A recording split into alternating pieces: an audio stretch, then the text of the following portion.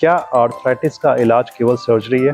जो आर्थराइटिस होती है, घुटनों की आर्थराइटिस इंडिया में बहुत कॉमन है और अगर मैं अपनी प्रैक्टिस की बात करूं तो ऑलमोस्ट हमारे 40% पेशेंट जो होते हैं वो घुटने की आर्थराइटिस से पीड़ित होते हैं। लेकिन अच्छी बात यह है कि ज़्यादातर आर्थराइटिस के जो पेशेंट्स होते हैं वो बिना सर्जरी के मैनेज किए जा सकते हैं। 100 में से हार्डली 5 या 10% ही ऐसे होते हैं जिनको की सर्जरी की जरूरत पड़ती है।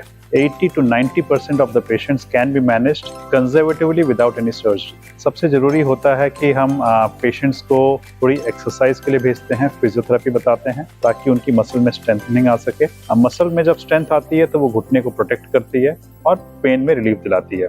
इसके अलावा हम कुछ सप्लीमेंट्स देते हैं जो कि कैल्शियम, विटामिन डी। अक्सर आर्थराइटिस के साथ ऑस्टियोपोरोसिस भी होती है तो ऑस्टियोपोरोसिस का भी इलाज किया जाता है। उसके साथ साथ पेशेंट को ये बताया जाता है कि उनको अपनी लाइफस्टाइल में थोड़े बहुत चेंजेस करने पड़ेंगे, जैसे कि अगर सीढ़ियाँ चढ़नी है तो रेलिंग पकड़ के चढ़ें या फिर नीचे बैठना थोड़ा अवॉइड करें, उकड़ो होकर बैठना अवॉइड करें। इस तरह के थोड़े बहुत जो प्रिकॉशंस लेने से, लाइफस्टाइल मॉडिफिकेशन करने से भी पेन में आराम आता है। और उसके साथ साथ कुछ दवाइयाँ दी जाती हैं जो कि बेसिकली सप्लीमेंट्स होती हैं, जिनमें कैल्शियम, विटामिन डी तथा जॉइंट की लाइनिंग को मजबूत करने की दवाई दी जाती है। तो इस तरह से हम देखते हैं कि ये कुछ बेसिक चीज़ अगर हम फॉलो करें तो उससे काफ़ी आराम आता है। कुछ एड्स भी आते हैं जिनको पहन के पेशेंट को आराम आता है, कुछ नी कैप आते हैं तथा कुछ ब्रेसेस भी आते हैं। इन सबको पहन के भी पेशेंट्स को काफ़ी रिलीफ आता है। तो ऑलमोस्ट 80 to 90% पेशेंट्स जो हैं, आर्थराइटिस के जो पेशेंट्स होते हैं, उनको सर्जरी की ज़रूरत नहीं पड़ती है।